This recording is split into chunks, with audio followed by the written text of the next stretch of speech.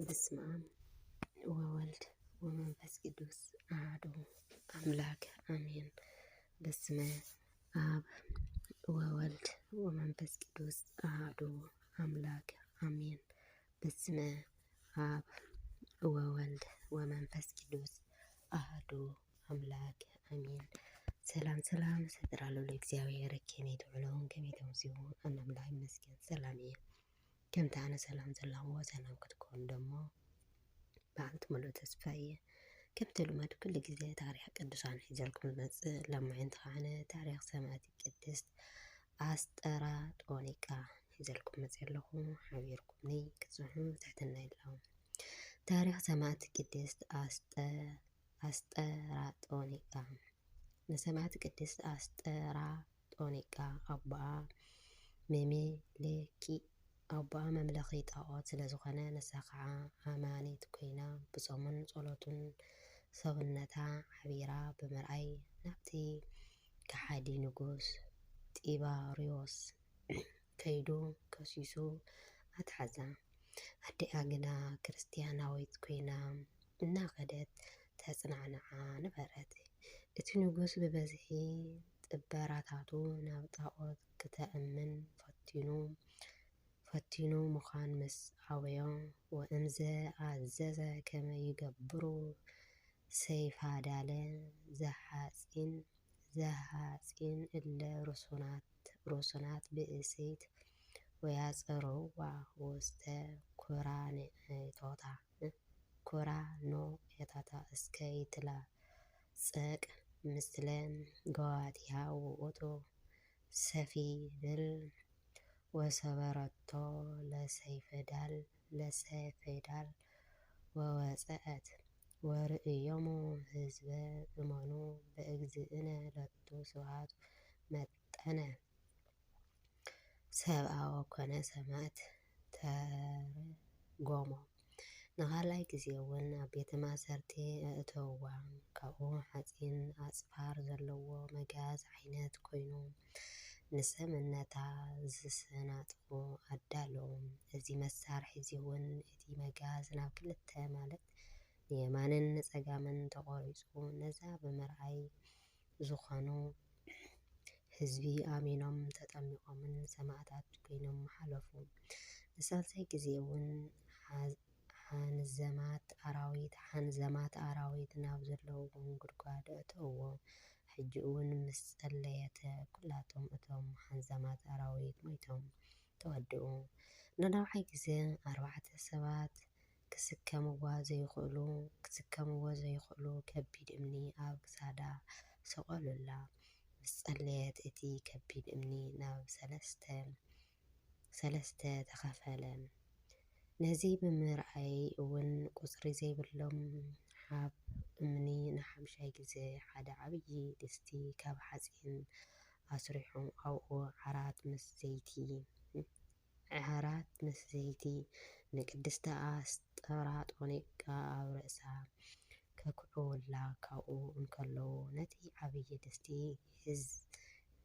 ሒዝ ምስ ኣበልዎ ተሰቢሩ ኣብ ልዕሊኦም ፈሰሰ እሞ ኩላቶም ሞቱ። ኣብ መወዳእታ እቲ ንጉስ ተቖጢዑ ርእሳ ብሰይፊ ክቖርጽዋ ኣዘዘ። ንሳ ኣብቲ ናይ ሞት ቦታ ምስ በጽሐት ናብ ፈጣሪኣ ጸለየት እሞ ካብ ሰማይ ኦ ቅድስት ኣስጠራጦኒቃ ስምኪ ኣብቲ ናይ ህያውት መጽሓፍ ተጻሒፉልኪ እዩ እሞ ተሓጐሲ ዝብል ቃል ተሰምዐ። ብሰይፊ ተሰይፋ ዓረፈት። ጸሎታን በረከታን ምስ ኩላትና ህዝበ ክርስቲያን ይኹን። ሰላም ለስእነኪ ዘአወከ መብራቃ ህልናየ ቲቤ ሶበ ፍቅርኪ ኣጽሓቃ ኣስጠራጦኒቃ ለነፍስየ ጽድቃ በቢኸረ ጽልመት መጣቃ ኣስጠራጦኒቃ ለነደያትየ ወርቃ። ስንክሳር ዕለት እስራ መጋቢት። ስንክሳር ዕለት ዕስራ መጋቢት ታሪክ ሰማዕት ቅድስት ታውከልያ ሰበይቲ ቅዱስ ዮስጦስ አዶ ፍቅጦር። እዛ ቅድስቲ ሓደ በዓልቲ ቤቱን ንሰማዕት ቅዱስ ዮስጦአ ወዲ ንጉስ ኑማርዮስ ንጉስሮም ማለት ነቲ ከሃዲ ዲዮቅልጥያኖስ ዘምኦ ሰበይቲ ዲዮቅልጥያኖስ ነዚ ቅዱስ ዮስጦስ ሰብኣያ ተወካልያ ሃብቱ ምዃን እያ።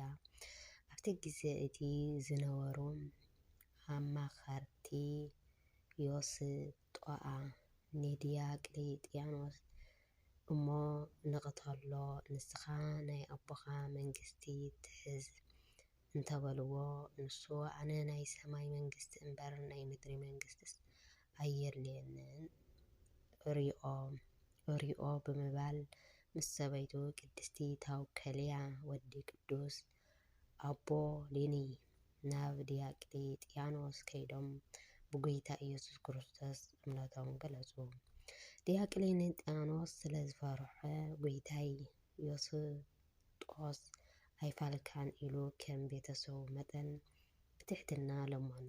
ወይ ቤሎ ዮስጦስ ሕያው እግዚአብሔር ለእመ ይጸሓፍከ ኩናንየ በእንተ ስሙ ለክርስቶስ ከመ እፈጽም ስምዕየ ወገልየ ወእመ አኮ አነ አንሶኦሙ ለሰብአ ዛቲ ሃገር ላኢለከ ወአውፅአከ እመንግስትከ። ናይ ፍርደይ ጽሑፍ እንተ ዘይሂብካኒ ኣነ ነዞም ህዝቢ ኣልዒለ ካብ መንግስትኻ ክሰጎ እየ ምስ በሎ ዲዮቅልጥያኖስ ብፍርሒ ኣብ ሃገር ግብፂ ናብ ዝርከብ መኮሞም ሄርማኒዎስን ልኢኹ እንተ ገይሮሙልካ ብዝተፈላለየ መልክዕ ጣዖት ከኣምኖ ፍትጎም ካብኡ ዝተፈረ ንሰለስቲኦም ነንበይኖም ናብ ሰለስተ ቦታ ፋሕ ኣቡሎም ዝብል ደብዳቤ ጸሓፈሉ።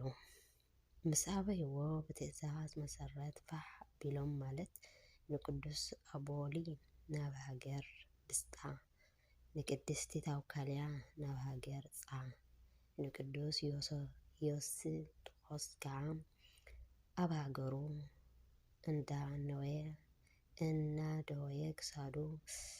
እንዳደወየ ክሳዱ ብሰይፊ ቆረጽዎ ወይ ቀተልዎ። ንቅድስቲ ኣንስጦስያ እቲ ናይ ሃገር ጻ መኮነን ሄርሜኒዎስ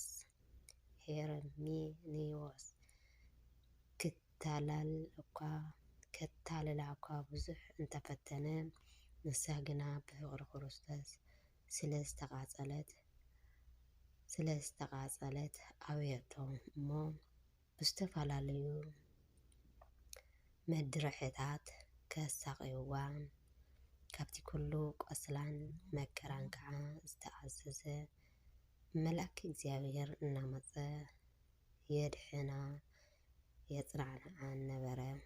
ነዚ ዝረአዩ ህዝቢ ከዓ ብበዝሒ ብጎይታ ኣሚኑ ኣብ መወዳእታ ክሳዳ ብሰይፊ ተሰይፋ ዓረፈት። ጸሎታን በረከታን ምስ ኩላትና ህዝበ ክርስቲያን ይኹን። ሰላም ለተውካልያ ለፈጽሞ ሰናይ